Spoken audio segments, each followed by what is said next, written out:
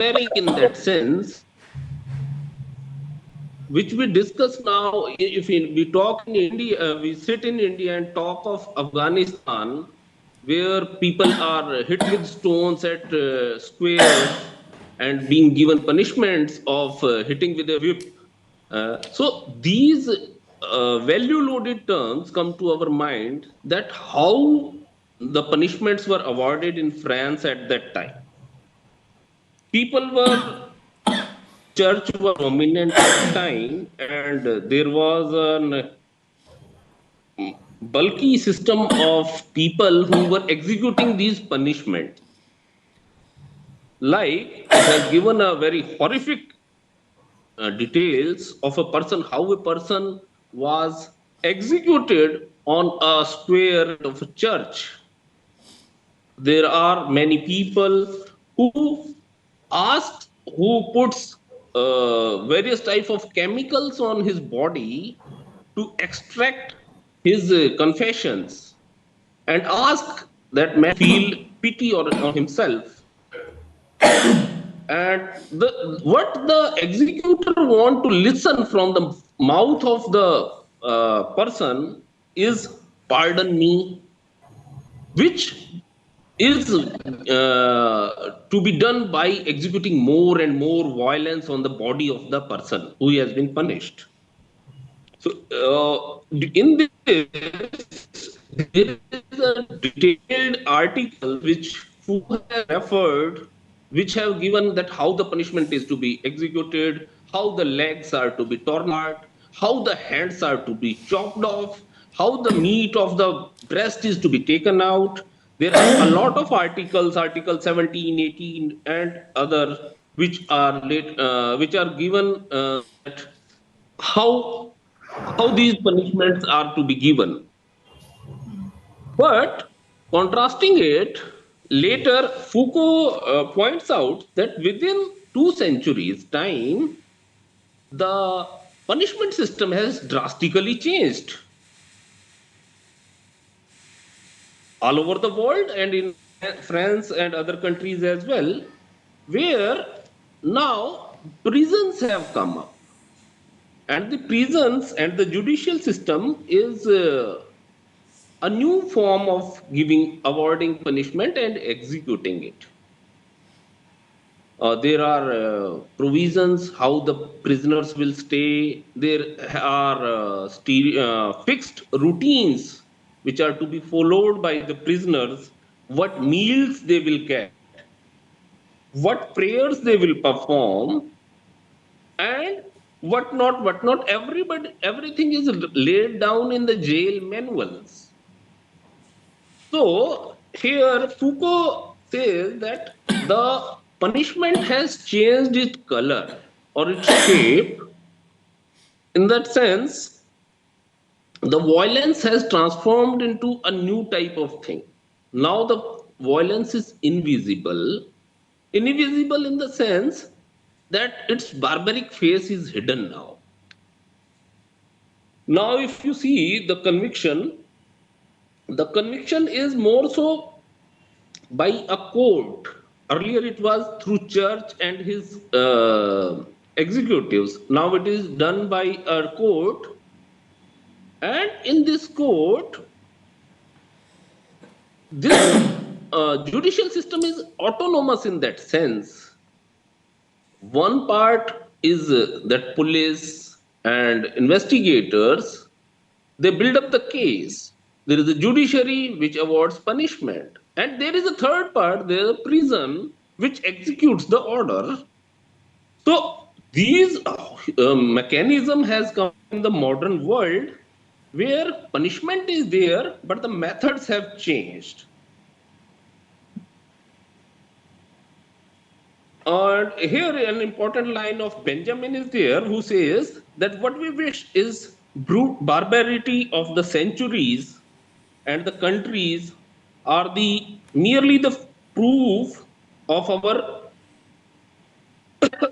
proof of our sorry influence of reason and religion over the human mind have changed us to this new form in which we are not in the desire to punish, but our desire is now to correct and reclaim that man back.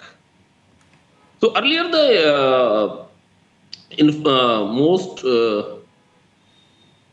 emphasis in that punishment was to create a public psych and deterrence that this can be done to you if you behave in this manner, that you can say social control. But now the logic given is to recorrect this man. He is to reclaim this man and to cure him so that he can be well settled within the family. So in this process, in this new judicial process, there is a new specialists. In those days, there were different specialists who will apply the sulfur on the body. There was a person who will chop off the limbs. There was a person who will run the horses on the body or take apart. Now we have different types of specialists. One of them is psychologists. There are psychiatrists. There are educationalists. There are jailers.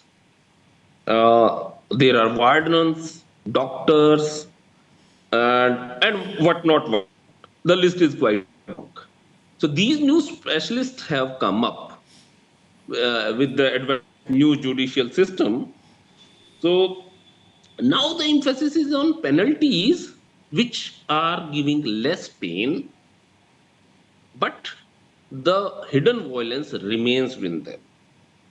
So what he says that there is a disappearance of spectacle and elimination of pain.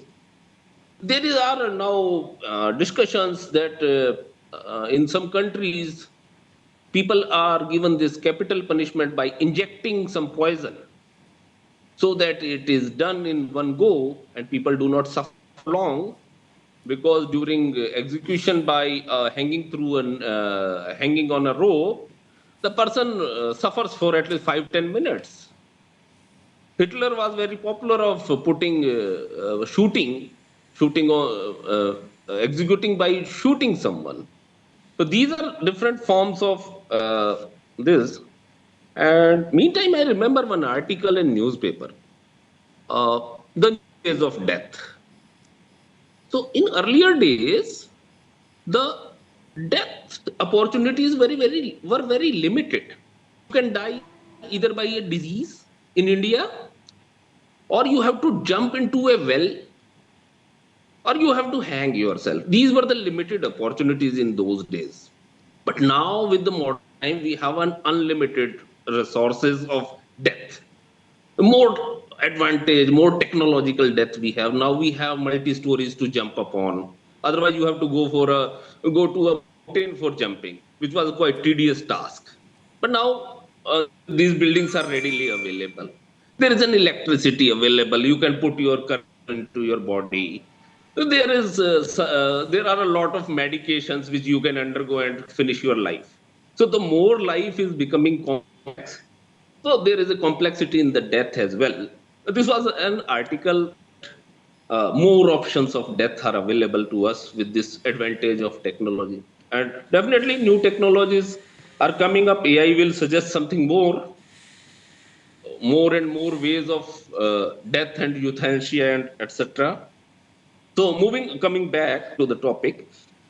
So somebody in this sense said that later on hanging became a popular form of execution of death. Even some of the people were not agreeing to it, that people faint, then they are taken down, then they are checked, and they are not found dead, then they are to be hanged again. So the alternate methods were done. Even a hanging machine was to be invented. That's where the technology comes into for the execution of Lord Ferrer. So, meantime, another debate came up that do the people who have done different type of crimes should be executed in different manners? Shall everybody be hanged? Shall everybody be given the same type of death. So what they call is an equal death opportunity for all. Why a murderer should get this type of death, and a person who has done this type of offense should get different type of death? There should be an equality of death. That was the debate. One death, one person.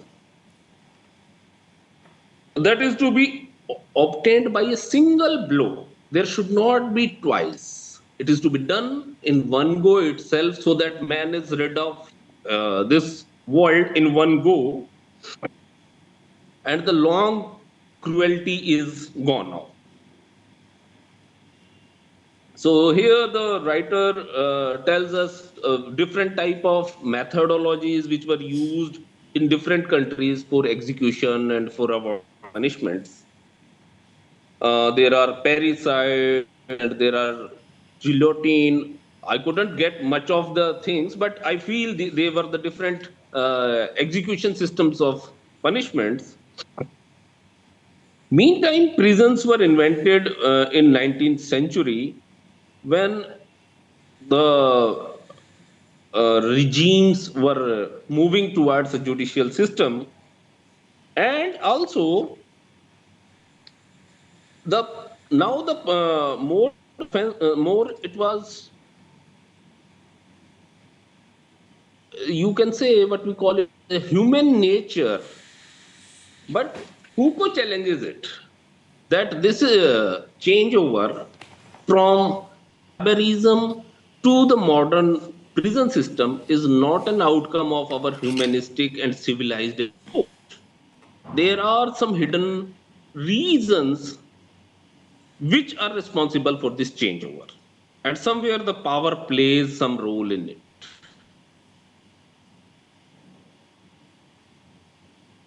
The body and soul in this discussion are somewhere are mixed up. The body of the accused or the offender, and the soul of the accused, they have come into discussion in the field of jurisprudence, that how we can recorrect this man. Is this man safe for the society, or he is to be kept inside the jail? Meantime, he discusses another thing is sanity and insanity. That if a man is insane and if he does anything, then that is not an offense. Then he is to be taken care of by a mental hospital. And there is some hypocrisy in this, that the system itself has double standards for different people. Here, Mably's one statement is quite popular to say, punishment, if is to be put, should strike on the soul of the offender, but not on the body. So, in the previous system, it was affected on the body, but confession was coming from the soul. Here, Mably says the punishment should strike the soul, not on the body. The old patterns are always barbarians. That understood by us. If we see the rickshaws of Calcutta now, the rickshaws may be looking quite offending, and you can say a man pulled rickshaw is exploitative for me, who is outside from Bengal. But it may be useful for a person who is living there, who has been brought up in those conditions. So if we move from one scenario to another scenario looks like barbaric in that sense, that this was being done, this was being done, this was being done.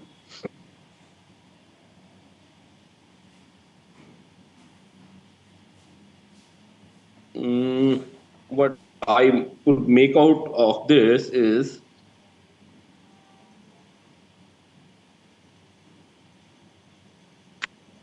the discussion further brings that in the prison system, there is a multiplicity of experts, as we had discussed. There is a what we had discussed is a madness, or what he calls is an hypothesis of insanity. Hypothesis of insanity is applied on the person first, on the accused. If he passes or fails that, that will decide his punishment. So here the psychiatrist who examines this person, evaluates this person, becomes very important. And what these experts who come into, one is this psychiatrist, you will find a police person, you will find a forensic expert, you will find a another expert of some other field who is giving his opinion. These are the, you can say, assistants, or what we he call is non-judicial part of this infrastructure. Though they are not from judicial fraternity, but they play an important role in delivery of justice, so that this, the decision made by judge is not solely on his own conviction. It is based on, among the witness and evidence provided by these various experts. And these experts in this sense forms a team similar to the team which was being done once a person was executed in front of the church. So Foucault says that there is no such much difference. The team was there at the church as well, and now in the modern judicial system as well.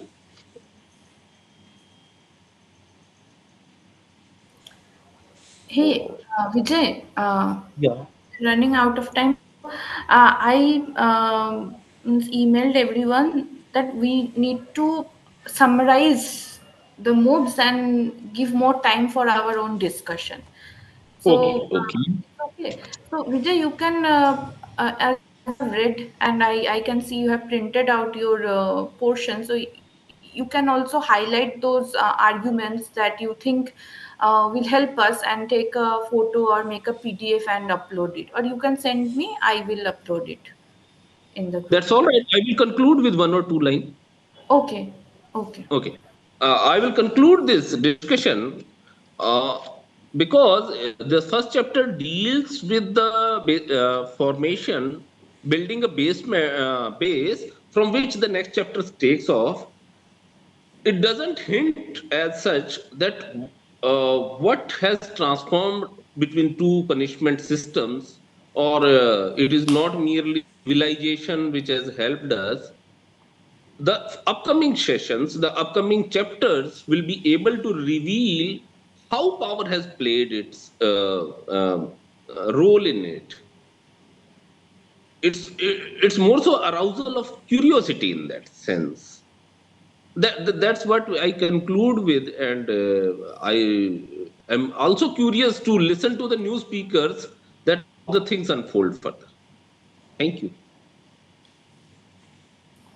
Thank you. Thank you for starting today's discussion.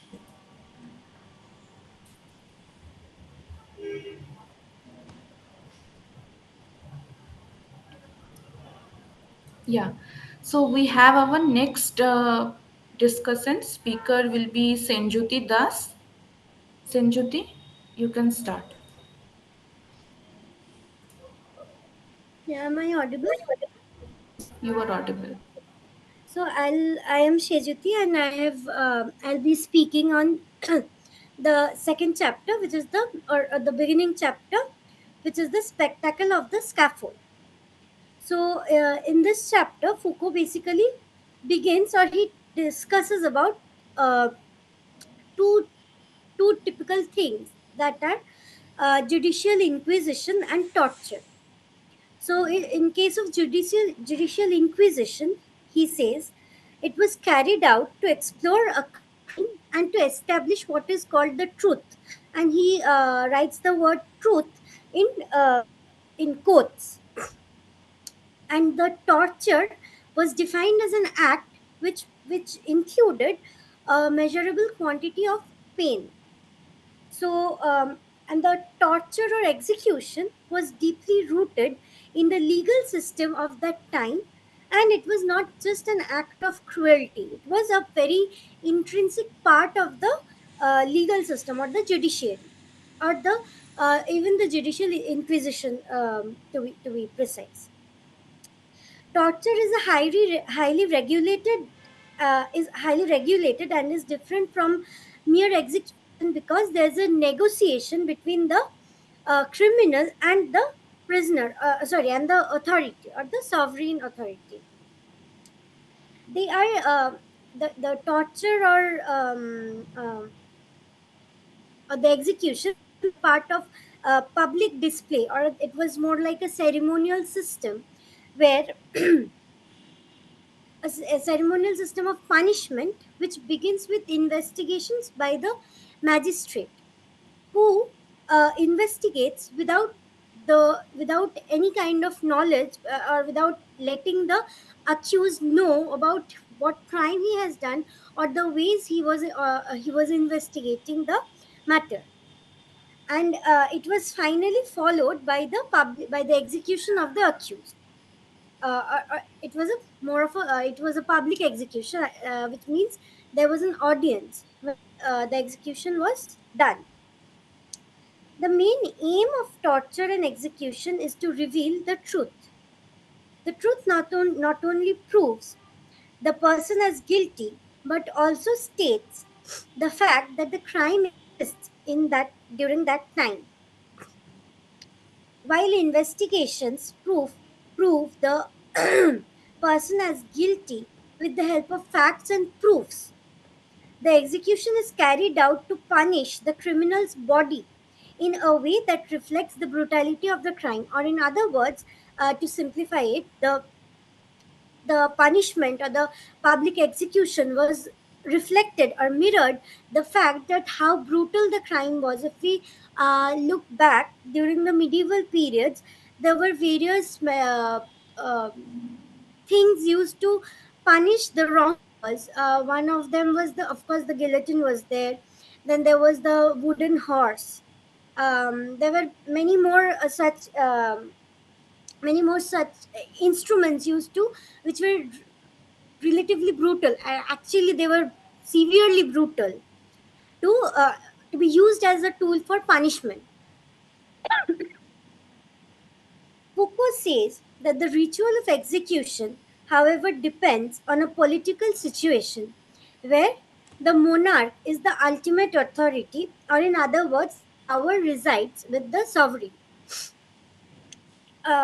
Any crime which is being done, or anything that goes against the sovereign power, or the rules laid down by the sovereign power, is seen as a challenge to the sovereign authority, and therefore that person or the wrongdoer needs to be executed, or that crime was very that crime was seen as something that was very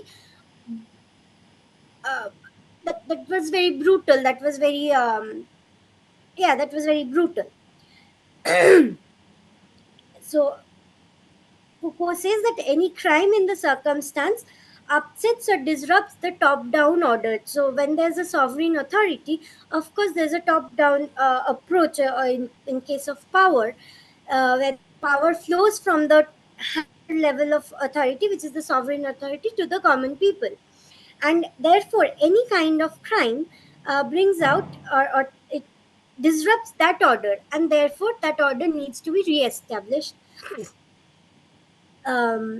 So in order to re-establish, the criminal must be punished, and the punishment is not successful until and unless there's an audience. The executioner represents the king or the sovereign authority. Sorry. So the executioner represents the sovereign authority, and um, is the executioner is given the responsibility of restoring the order.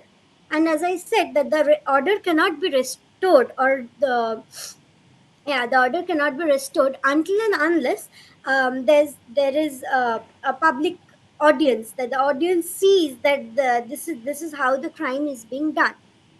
The problem comes in where, in case of public execution, the problem comes in when the brutality of the punishment often surpasses the brutality of the crime that was being committed. In such a situation where the brutality of the crime is much more than the brutality of the brutality of the punishment is much more than the brutality of the crime, the public often ends up sympathizing or empathizing with the criminal, and the crowd, the spectators, tend to go against the supreme authority. They tend to challenge the supreme authority. Foucault, in while writing his work, he never said that he's trying to defend a public execution. He had always talked about a shift from public execution, or the reform of the body to a reform of the soul, which could be seen in case of or the shift from such atrocious ways of dealing with crime to more human ways of dealing with crime, which could be seen of a shift from public execution to bringing up of imprisonments. But however, I don't know if imprisonments right now, there's a thing called correctional. They are not called jails anymore. They are called correctional homes. So probably there's a uh, tendency of reforming the soul of the wrongdoer. But there was, like, during the 16 18th century, 19th century, the the prisons were um, even before the independence, the one in Andaman and Nicobar, the Kalapani jail, which we call it. So even over there, the criminals were not really. It was not about reforming the soul. It was more about the body, the reforming the body or penalizing the body. Even though the crime was, it was not really a crime. The prisoners were not really criminals, but of course there was more about, it was more about reforming the body. So this is what I sort of tried to summarize while reading the chapter. So I think it will be elaborated more as we move on.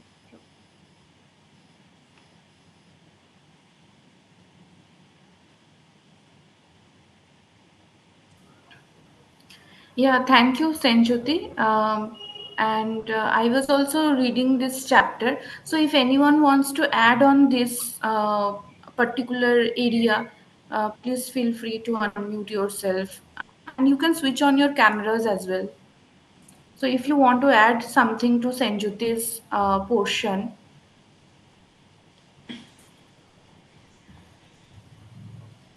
any comments, you can, any interpretation, any doubts, we can always discuss that.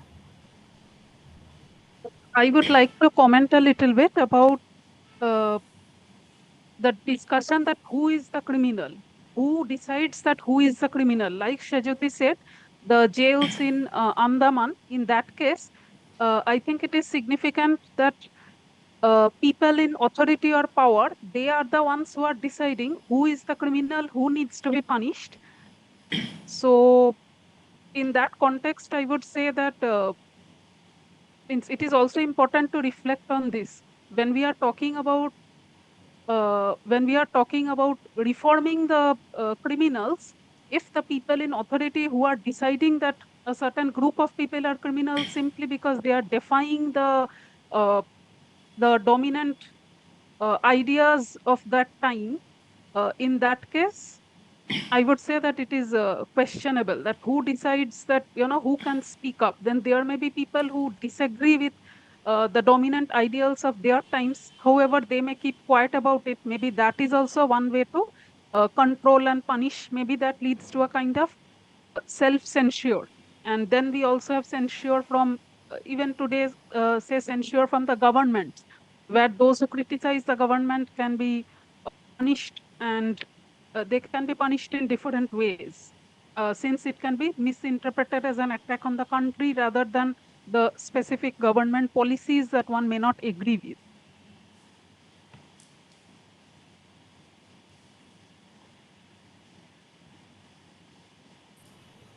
Yeah, I totally agree with you. As you can see, there are many laws. India, a few years, I think in 2017, that same-sex marriage is still not, means it is not technically possible. You cannot transfer your property to your female partner. So but yeah, yes, this kind of corrective, or if we take the Foucault's idea in today's context, from Indian perspective, we can say that there are many um, um, psychologist. I think Mariam has joined. I think she has not joined today, but she has joined our previous workshop. She has told that one of her cousin, that is auntie's daughter, she told her mother that she is a lesbian. Means she came out, and her mother took her to psychologist or psychiatrist to treat her. So this will also go with your interpretation, that what is the dominant ideology, or what are the time frame or the trend that is means within which we are growing. So yeah, so when I was reading, I have also pasted few lines which I thought it might be interesting. And when I was reading this chapter, I saw there are many features given to torture, the degree of punishment, how the expression will be. So he has written it very broadly, means in details. He has also given quantification of torture, quantification of punishment. So if anyone wants to add on these things, please feel free before going to our next discussion. So, hello, Yes, yes. myself Anandraj. So, as the session is going on, so as far as uh, the part of the discussion that we are going to discuss here, the question that just asked by, sorry, what's your name? You have written TIU. I My name is Priyanka Banerjee. Oh, okay, okay. So, as Priyanka ma'am has asked that who will decide that what is wrong or what is right. So, here comes a separate theory that we call power politics. That sometimes politics has power and sometimes power has politics. So the person who has power, or if we say that as the society has evolved from time to time, so the person who will make the law, suppose if I have 100 rupees, then I will definitely think that this 100 rupees should be mine until unless I spend. So I will make a rule that this 100 rupees should be in my hand, nobody should snatch it. So the power that comes, it makes a type of politics, and it works simultaneously like power with the politics and politics with the power. So the uh, starting of the society was like that, that who had power at that time, they made all the rules, they set the rules for the smooth functioning of the society. The main motto was that if we don't set rules, like if as it happens in the jungle, like who is superior or who is more powerful, he is free to do anything that he wants. But if we apply the same concept in our society, then there will be a chaos and unorderliness in everything. So to deal with that, there were set of rules, but behind those rules some misdiscrepancies, some discrepancy crept in and made the things worse. And we are seeing it almost in today's scenario, like two countries fighting with each other, or two countries bombarding each other just to get some resources. So we can very well assume that the main thing is to make a well established society where everyone has the right to live and let others live. That's all. Thank you.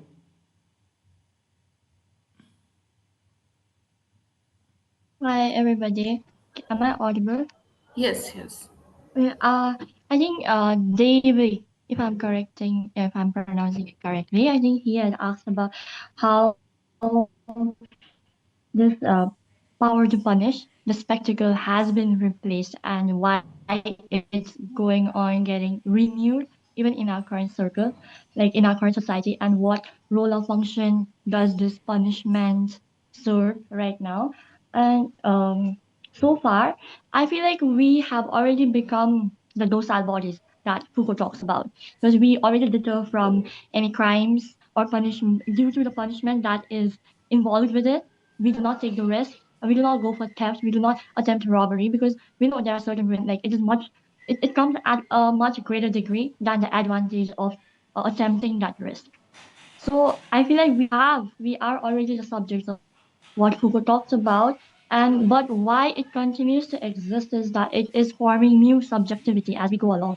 And what is this new subjectivity is I related with in our current generation, like since we have technologies everywhere and we have the algorithm in every aspect of our lives right now, it creates a surplus of the self.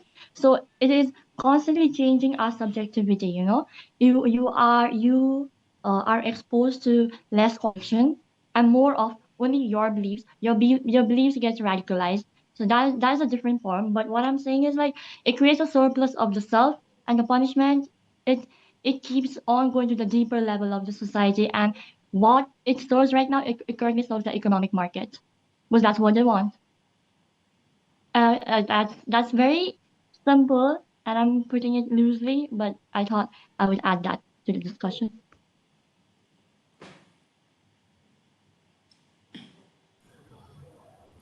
Yeah. Anyone else?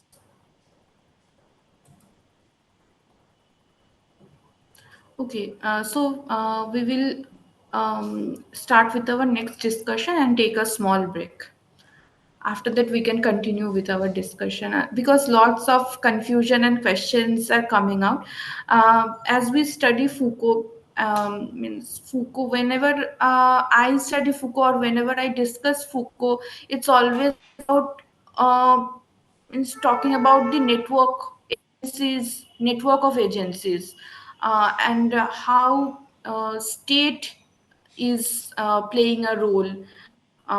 So I also am curious to understand the family politics, means how family politics, patriarchy, or even we are also punished in our home. In means I have to lot of punishments. Whenever I go to field survey, I have heard that girls are saying that when they grow up, their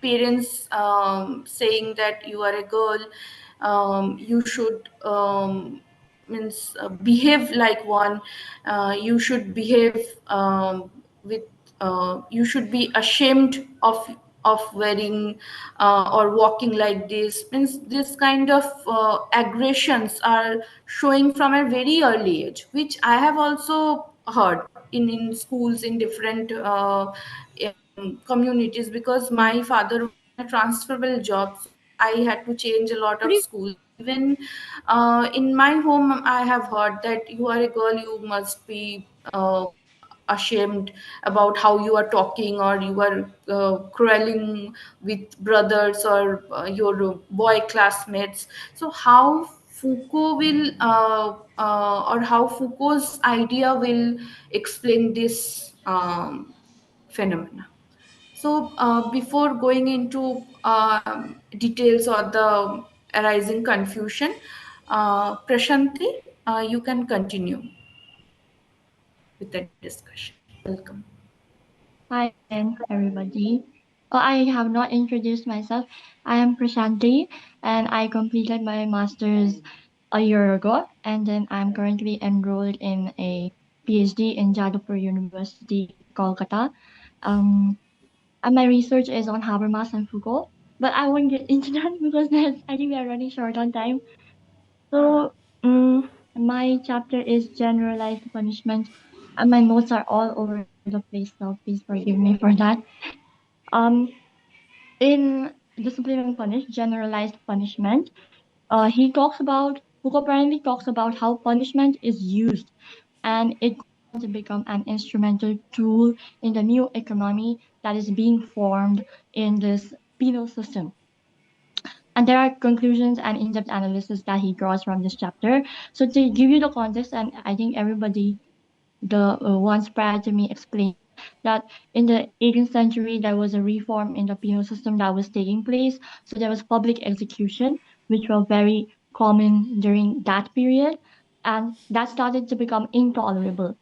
And there were protests against it from the philosophers, from lawyers, from magistrates, and from parliamentaries, and they wanted to replace this public execution,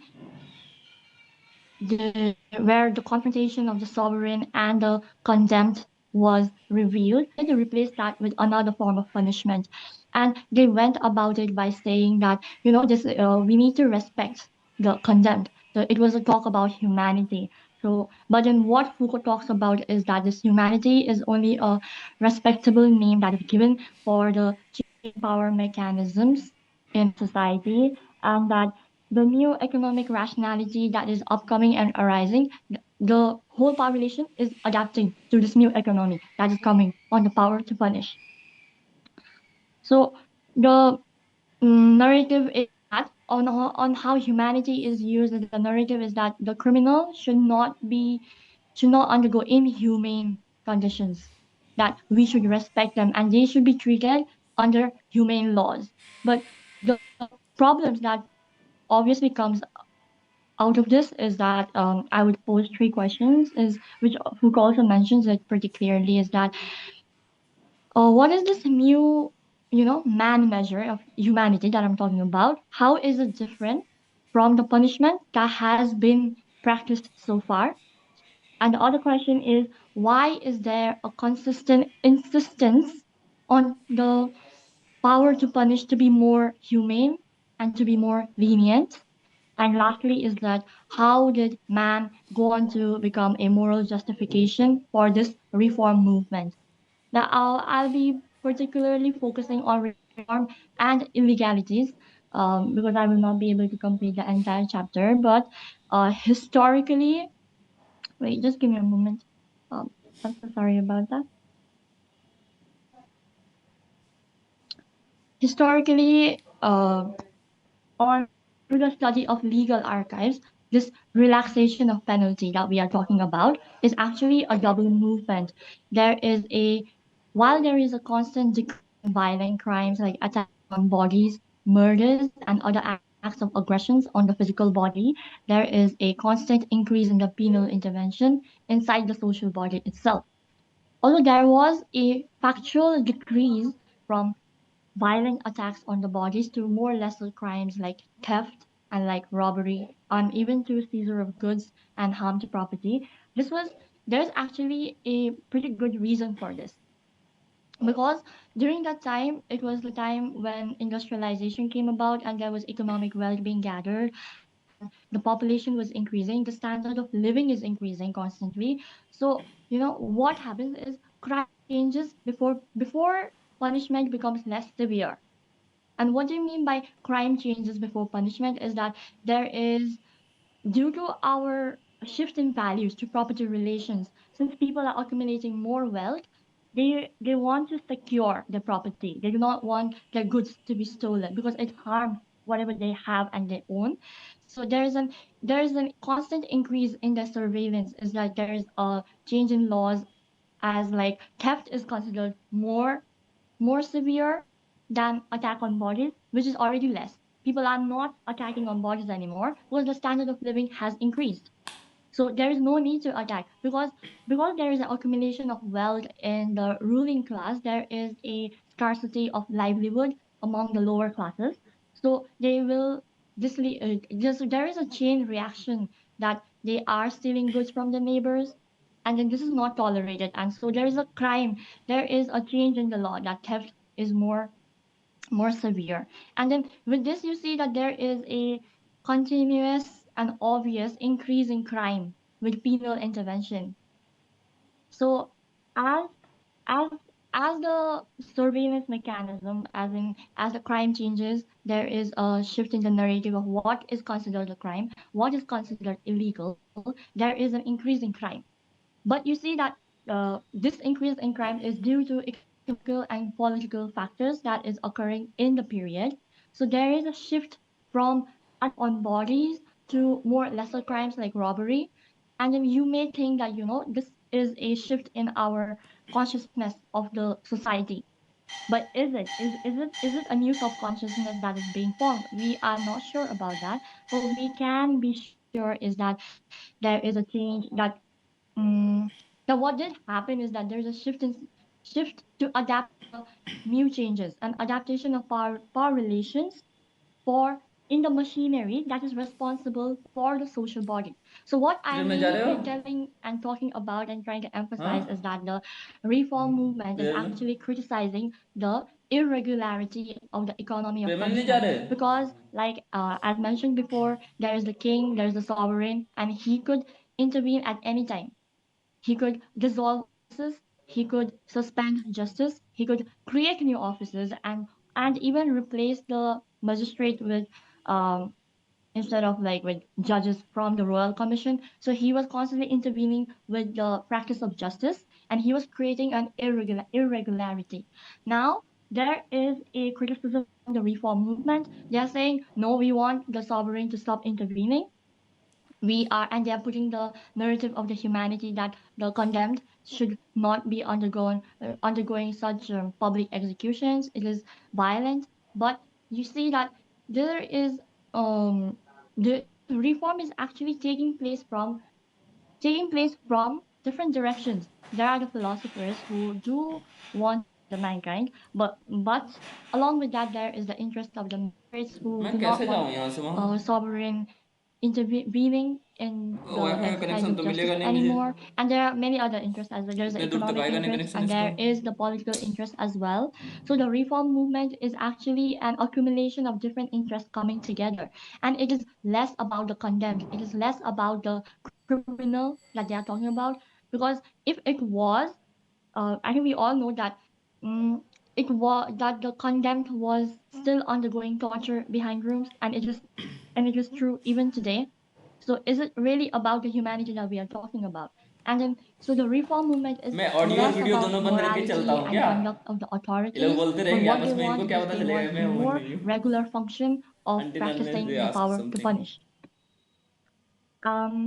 So the next thing I want to go towards is towards illegality, and that is after the reform happened, it was the birth of a new policy for controlling illegalities. So what you must know is that every social strata of the social body चल has लेते their हैं. own illegality. Like it may look like a privilege in nobility, where where certain group practices or enjoys more rights than the rest of the group, or it can also be that you get exemption from certain laws, you can go through loopholes. Those are like illegalities that's present from the noble class to the working class to even the poorest of the poorest and the lowest of the lowest classes.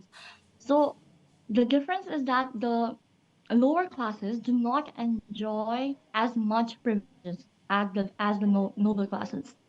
They do not have privileges for illegality. So it gets confused with criminality because their illegality is within the bounds of law. Their illegality is tolerance.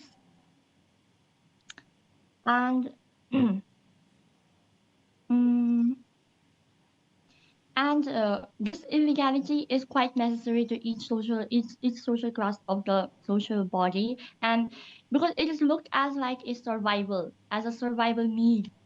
Like you may think that a a rich person taking away some money from the company is not a fraud, or it is not a crime, but it is more of a requirement that he is exercising his rights. Like he is benefiting the economy by smuggling it to the local place. But then that is what illegality looks like. But like I said, the lower classes do not enjoy that. So there was a significant tolerance that was enjoyed because these illegalities of the different classes, they were neither opposite to each other, but not neither were they what should I say, um, I'm lacking the term to describe it, but they were not countering each other, but they would take mutual help from each other if needed, but they were not hand in hand all the time, but neither were the rivals all the time. The illegalities of the different social body that I'm talking about. Like, if I'm to give you an example to make you understand, is during this transformation, whenever peasants would not pay fees to the landlords, it was tolerated because it is much more efficient that they look over some of these popular illegalities rather than having your workers pack up and leave. So it was kind of a free way where both of them are negotiating and coming in between. And whenever artisans or artists would not pay their mode of production when they were new, it actually helped because during the Reformation, these small illegalities were used to bridge the gap. And and then use this gap as a mode of transformation for the whole society. But then what happened after the 18th century was that there was a change in attitude and illegality because because the feudal system dissolved, and then after that the ruling class started taking upon the land. The bourgeois had they were the new landowners. So now there is a property relations coming along. Is And I said, keep in mind about the illegality of the lower classes being confused with criminality, as in they function within the law, but with the space of tolerance. So with the new landowners, and there we have the peasants, and if they now um, took over leftover woods, it would be considered as theft. And the new landowners, they did not have the burden of the feudal fees anymore. So they had complete ownership to the land. So what happened is that they were intolerant. They did not want the goods to suffer from any damage. They wanted full control. They wanted full rights over it. They wanted full profit. So the the illegalities that were had been tolerated so far started to change, and they started to be categorized as crimes.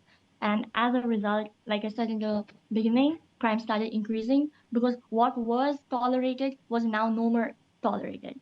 It was, and especially when the economy changed to into production mode, there was a need for stricter contracts, and then there was a need for more efficiency, and there were they required more regular flow of the market. So what was actually needed for the ruling class was that they did not want the lower class to have such a freedom that they could not fully control. And this is where I talk about how this became a class struggle because, like I said, there is an illegality in every social strata. But then, what was seen as a necessity for survival started to change for the lower classes. It started being categorized as a criminal act. And to give you an easier example is like if you go and rob someone or you take money from somewhere, you will go undergo a criminal case in the court. But and then also, I think I forgot to mention this. While the illegality of the lower classes is being criminalized, the illegality of the ruling classes is kept intact. Their illegality is still seen as an illegality of rights. Only the illegality of the lower classes has been transformed into an illegality of property rights. So, and with the example that I gave, that if you rob someone, you will be met with punishment, you will be met with the criminal case. But if there is embezzlement, it is met with a financial aspect of the law. There is no criminal case applied to that person. So how they settle these cases are through maybe through negotiation or by paying fines. So there is a difference in how you are treating these illegalities. And the mere fact that the crimes of the poor are visible and that it is more moralized, like as in like it is considered as a criminal thing, but while the illegalities of the elite has turned into being abstract and the loopholes still exist, and their illegality is even legalized through the law by treating it from different aspects of the court, the law. Um, mhm. After illegality, I want to talk about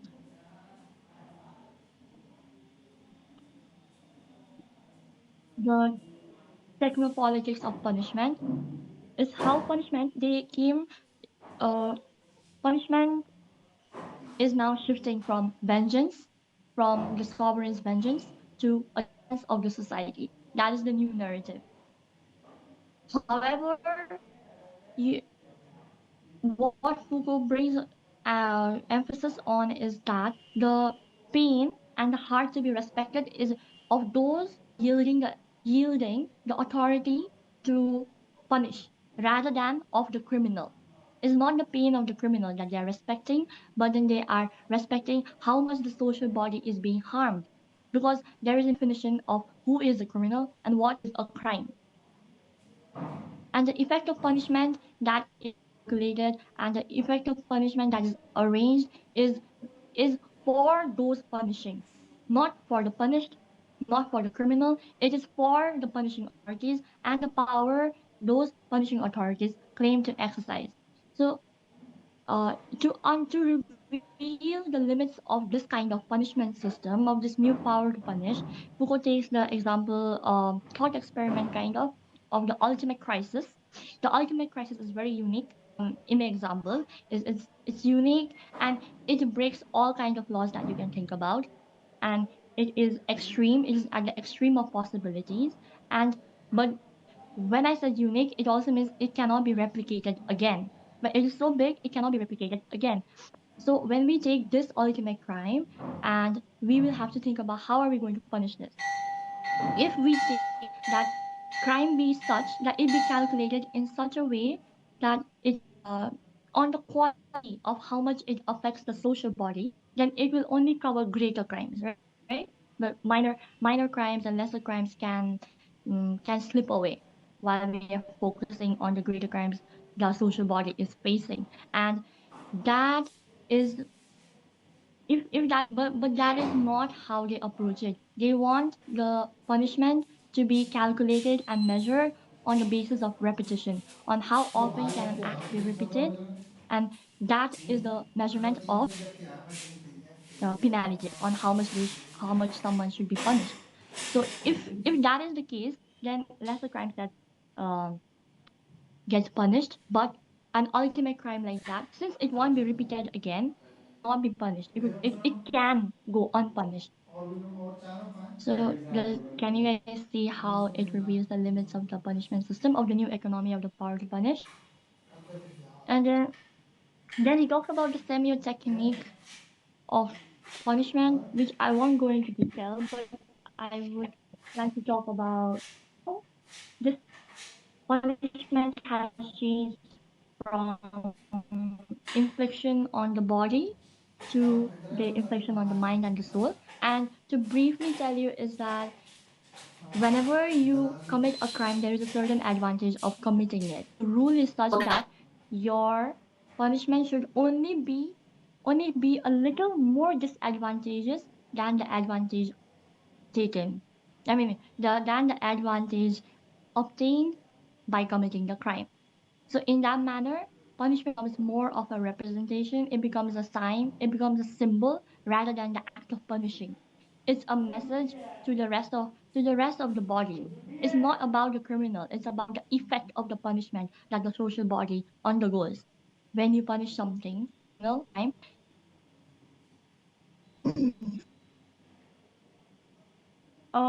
the shift is from rather than the actual infliction on the body, the shift is towards the pain of the idea of pain. Like you would not attempt a crime on the fact that you see that you will be jailed for this crime, you lose freedom. So while you're weighing the advantages and the disadvantage of committing a crime, you see that it is much more disadvantageous to you, so you do not. So it's a message it is sending to the rest of the bodies, to the rest of the subject.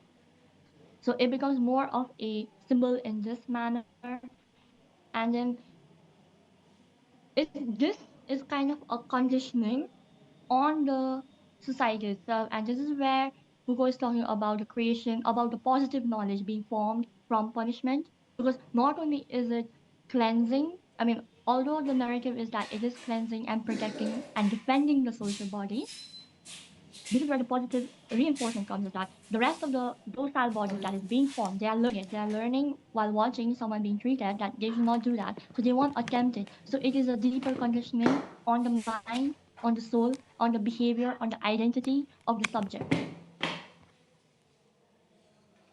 And then this representation is much more cost effective because when you needed to execute someone publicly, you would require force so that the audience is under control. You'd need to hire a executioner. You'd have to have a whole theatrics on execution. But then this is much more effective because subjects do not attempt